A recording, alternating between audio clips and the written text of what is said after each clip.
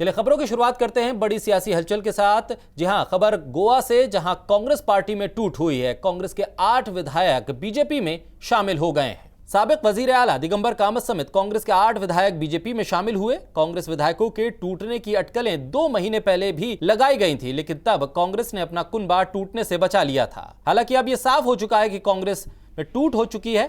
गोवा से कांग्रेस के लिए बुरी खबर आते ही विपक्षी दलों ने इसे ऑपरेशन कमल से जोड़ना शुरू कर दिया। भारतीय जनता पार्टी ने भारत जोड़ो यात्रा से जो बौखलाहट से हो रही है, उसका नतीजा गोवा में दिखाया। ऑपरेशन कीचड़ कर पिछले कई महीनों से प्रयास कर रहे थे, और जिस तरह के हथकंडे भारतीय जनता पार्टी अपनाती है, एजेंसीज की धमकी, पैसे का लालच, गुंडों से धमकाना। आप हमारे बाकी जो एमएलए हैं वहां उनसे पूछिए क्या हालत ये लोग करते। तो उन एमएलए के लिए भी एक संदेश है, या उन नेताओं के लिए भी संदेश है जो इस पार्टी को छोड़कर जाते हैं। ये कठिन रास्ते पे ये पार्टी चल रही है। भारत जोड़ो यात्रा अपने आप में दिखाती है कि कितनी कठिन डगर है।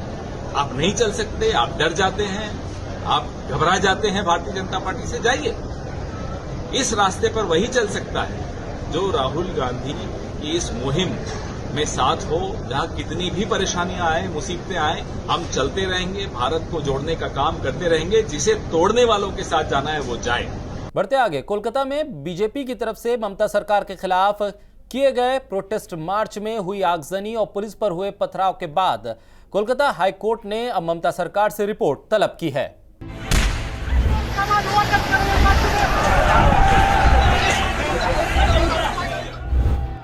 कोलकाता में बीजेपी ने ममता सरकार के खिलाफ मंगल को मार्च निकाला था, जिसमें बड़े पैमाने पर पथराव, आगजनी और पुलिस एहलकार पर लाठियां बरसाई गईं। कई मकामात पर बीजेपी ने जमकर हंगामा किया। पुलिस की इजाजत न मिलने के बाद भी रैली को निकाला गया, जिसे जब पुलिस ने रोकने की कोशिश की तो बीजेपी कारकुनान ने पुलिस पर जमकर लाठी बरसाई, पथराव किया और पुलिस वैन को नजरे आतिश कर दिया। बीजेपी नेता और बंगाल विधानसभा में अपोजिशन लीडर शुवेंदु अधिकारी को हिरासत में भी लिया गया था। उधर बंगाल बीजेपी के सरबराह सुकांत मजूमदार को भी गिरफ्तार कर लिया गया था। ये सभी नबन्ना मार्च में शामिल होने जा रहे थे। वहीं हिरासत में लिए जाने के बाद शुवेंदु अधिकारी ने कहा था कि ये शांतिपूर्ण आंदोलन है, ये भ्रष्टाचार और बेरोजगारी के खिलाफ हल्ला बोल है। बंगाल की जनता ममता बनर्जी के साथ नहीं है, इसलिए वो बंगाल में उत्तर कोरिया की तरह तानाशाही कर रही हैं। शुवेंदु अधिकारी के अलावा राहुल सिन्हा और लॉकेट चटर्जी को भी गिरफ्तार किया गया था। लेकिन अब इस मामले पर कोलकाता हाईकोर्ट सख्त हुआ है और कोलकाता हाईकोर्ट ने नबन्ना मार्च के दौरान हुई आगजनी और तशद्दुद को लेकर ममता सरकार से जवाब मांगा है। अब देखना यह होगा कि ममता बनर्जी की सरकार हाईकोर्ट को क्या रिपोर्ट पेश करती है और क्या पुलिस एहलकारों पर बीजेपी कारकुनान के जरिए किए गए तशद्दुद पर कोई कार्रवाई होती है या नहीं। ब्यूरो रिपोर्ट, तहजीब टीवी।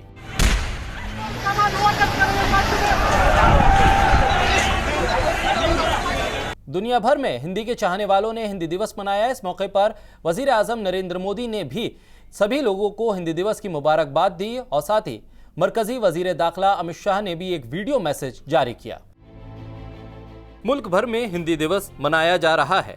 दुनिया की सबसे बड़ी जबानों में से एक हिंदी के शायकीन मुल्क और बैरूने मुल्क में जोशो खरोश के साथ हिंदी दिवस मना रहे हैं। हर साल 14 सितंबर को हिंदी दिवस आलमी सतह पर मनाया जाता है। इस मौके पर वजीर आजम नरेंद्र मोदी ने हिंदी दिवस पर हिंदी के शायकीन को मुबारकबाद पेश की है। इस मौके पर मरकजी वजीर दाखिला अमित शाह ने भी हिंदी बोलने और लिखने वालों को मुबारकबाद पेश करते हुए हिंदी की अहमियत पर रोशनी डाली। हिंदी दिवस के शुभ अवसर पर मेरी आप सभी को बहुत बहुत शुभकामनाएं। हमारा देश दुनिया भर में सांस्कृतिक और भाषाई दृष्टि से बहुत समृद्ध है। देश की भाषाई संपन्नता को ध्यान में रखते हुए संविधान निर्माताओं ने भारत के संविधान में भाषाओं के लिए अलग से प्रावधान किया, जिसमें प्रारंभ में 14 भाषाएं रखी गई और अब 8वीं अनुसूची में कुल 22 भाषाएं सम्मिलित हैं। भारत की सभी भाषाएं महत्वपूर्ण हैं। उसका अपना अपना एक समृद्ध इतिहास है और विभिन्न भारतीय भाषाओं के साथ समन्वय स्थापित करते हुए हिंदी ने जनमानस के मन में एक विशेष स्थान भी प्राप्त किया है। अमित शाह ने कहा कि हमारी सरकार में वजारत दाखिला के अलावा कई दीगर वजारत में भी ज्यादा से ज्यादा काम को हिंदी में करके हिंदी के फरोग के लिए कदम बढ़ाया गया है। किसी भी लोकतांत्रिक देश में सरकारी कामकाज की भाषा तभी सार्थक भूमिका अदा कर सकती है जब देश के जन सामान्य से वो जुड़ी हो और जितने भी निर्णय लिए जाते हैं, जितनी भी नीतियां बनती हैं, वो नीतियां तभी लोकभोग्य हो सकती है जब वो स्थानीय लोगों की भाषा में हो।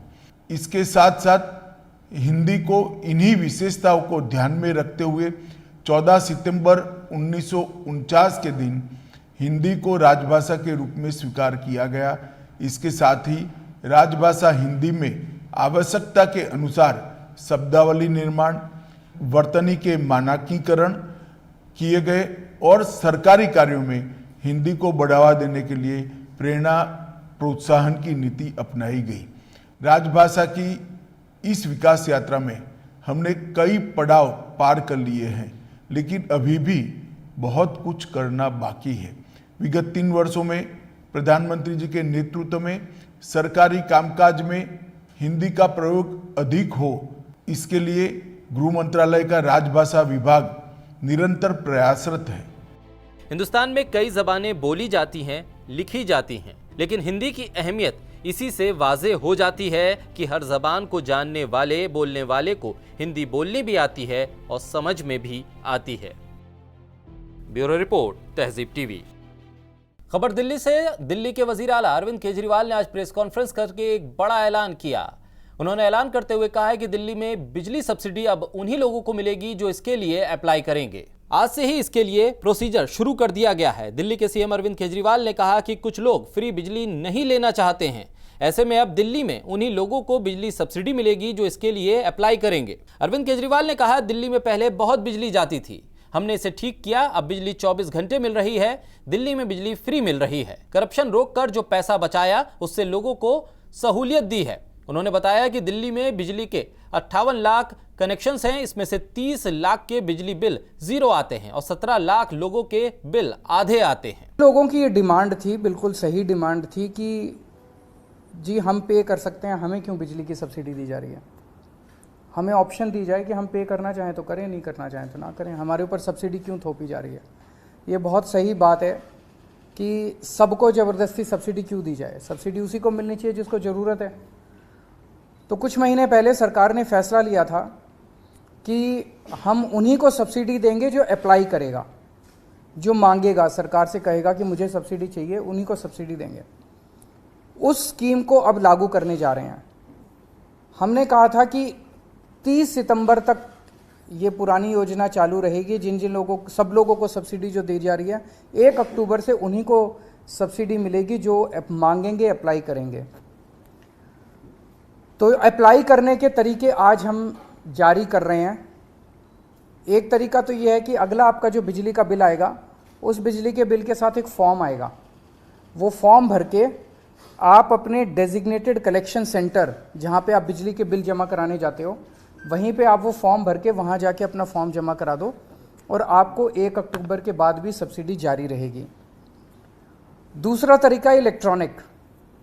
मैं आज एक नंबर जारी कर रहा हूँ, इस नंबर पे आप मिस कॉल मारो।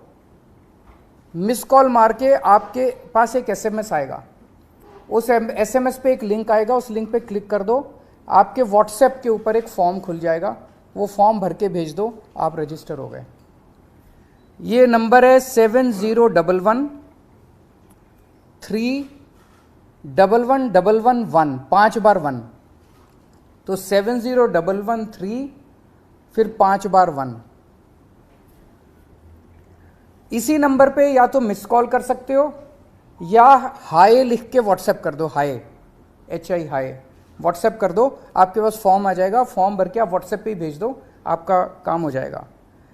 और ऐसे लोग, कई लोग ऐसे हैं जिन्होंने अपने के नंबर जो होता है, जो बिजली का जो नंबर होता है, वो उसके साथ उन्होंने अटैच किया हुआ है, अपना रजिस्टर करवाया हुआ मोबाइल फ़ोन नंबर।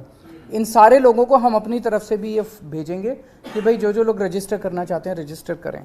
बढ़ते आगे, इलेक्शन कमीशन ऑफ इंडिया ने आज एक बड़ा फैसला लिया। उन्होंने सियासी दलों पर एक्शन लेते हुए 86 रजिस्टर्ड गैर तस्लीमशुदा सियासी दलों को लिस्ट से हटा दिया है। इसके साथ ही 253 और रजिस्टर्ड गैर तस्लीमशुदा जमातों को इनएक्टिव लिस्ट में डाल दिया। इलेक्शन कमीशन ऑफ इंडिया ने कहा है कि इन जमातों ने ना ही 2014 से विधानसभा चुनाव लड़ा है और ना ही कोई संसद का चुनाव लड़ा और ना ही इलेक्शन कमीशन के भेजे गए 16 नोटिसों में से किसी भी एक नोटिस का जवाब दिया। कमीशन ने इन जमातों को इंतखाबी निशान का हुक्म 1986 के तहत किसी भी तरह का कोई फायदा देने पर रोक लगा दी है। जिन जमातों पर कार्रवाई की गई है वो सभी जमातें बिहार, दिल्ली, कर्नाटक, महाराष्ट्र, तमिलनाडु, तेलंगाना और उत्तर प्रदेश की हैं। ऑल इंडिया मजलिस इत्तेहादुल मुस्लिमीन के सदर असदुद्दीन ओवैसी यूं तो सोशल मीडिया पर खासा एक्टिव रहते हैं, लेकिन अब जिन जिन रियासतों में विधानसभा चुनाव नजदीक आ रहे हैं वो हर रियासत में अपनी दस्तक दे रहे हैं। आज से वो राजस्थान के दौरे पर हैं। यहाँ वो 2 दिन के दौरे पर रहेंगे। इस दौरान असदुद्दीन ओवैसी कई रैलियों से भी खिताब करेंगे। अपने दौरे के दौरान ओवैसी जयपुर के सीकर इलाके का भी दौरा करेंगे। राजस्थान में विधानसभा चुनाव की तैयारियों के लिहाज से ओवैसी का यह दौरा अहम है। ओवैसी शेखावटी इलाके में खिवसर, नवलगढ़, बलारा, लक्ष्मणगढ़, फतेहपुर, जाजोद जैसे इलाकों में भी अपनी सियासी रैलियां करेंगे और इलाके में आवाम से मुलाकात करेंगे। MIM राजस्थान में अपने पैर जमाना चाहती है। बढ़ते आगे, चिराग तले अंधेरा, ये कहावत उत्तर प्रदेश में तब हकीकत में बदल गई जब उत्तर प्रदेश के वजीर तवानाई बाराबंकी में जमीनी हकीकत जानने के लिए दौरे पर थे। सूबे के बिजली मंत्री की मौजूदगी में बिजली चली गई और जनाब वजीर तवानाई को मोबाइल का सहारा लेना पड़ा। दरअसल योगी हुकूमत में वजीर तवानाई AK शर्मा बाराबंकी में अपने महकमे की हकीकत जानने के लिए पहुंचे थे। इस दौरान वजीर तवानाई के महकमे की स्याह हकीकत सामने आई। AK शर्मा को सब स्टेशन का जायजा मोबाइल की रोशनी में लेना पड़ा। बढ़ते आगे, समाजवादी पार्टी के सीनियर लीडर और रामपुर से विधायक मोहम्मद आजम खां की तबीयत अचानक बिगड़ी और उन्हें दिल्ली के सर गंगाराम अस्पताल में भर्ती कराया गया, जहां डॉक्टरों ने आजम खां के हार्ट की एंजियोप्लास्टी की सर्जरी की और उसके बाद उनके हार्ट में एक स्टेंट भी डाला। आजम खां को अचानक से सांस लेने में तकलीफ शुरू हुई और पसीना आने लगा। इसके बाद उन्हें फौरन रामपुर से दिल्ली लाया गया। बढ़ते आगे, पीस ऑलवेज के सदर और हाशमी ग्रुप्स के मेंबर डॉक्टर अयाजुद्दीन हाशमी को इंडिया चैप्टर का डायरेक्टर मुकर्रर किया गया है। डॉक्टर अयाजुद्दीन हाशमी को फार्मेसी एंड मेडिसिन पर हुए इंटरनेशनल प्रोग्राम में इंडिया चैप्टर के डायरेक्टर के तौर पर मुकर्रर किया गया। ICPM ने कहा है कि ये मुकर्ररी यूनानी, आयुर्वेदिक और हर्बल नेटवर्क के मैन्युफैक्चरिंग और डिस्ट्रीब्यूटर के लिए मौके बढ़ाने के लिए है और दुबई में 23 से 25 जनवरी को होने वाले इन प्रोग्राम्स में भारत से लोगों को लाने के लिए इस मुकर्ररी में खासा अहम रोल अदा किया जाएगा। ICPM ने कहा है कि इस मुकर्ररी के बाद भारत के लोग अपने प्रोडक्ट्स और तकनीक का प्रदर्शन करने के लिए आसानी से आ सकेंगे और उन्हें किसी भी तरह की परेशानी का सामना नहीं करना पड़ेगा। ICPM एक ऐसा प्लेटफॉर्म है जो मकामी और इंटरनेशनल बाजार को कवर करता है। IPCM इंडिया डायरेक्टर मुकर्रर होने के बाद अयाज हाशमी ने कहा कि वजीर आजम नरेंद्र मोदी की क़यादत में भारत सरकार ने फार्मा सेक्टर को अहमियत दी है। ये प्लेटफॉर्म इंटरनेशनल मंचों पर भारत की ताकत को पेश करने में मदद करेगा।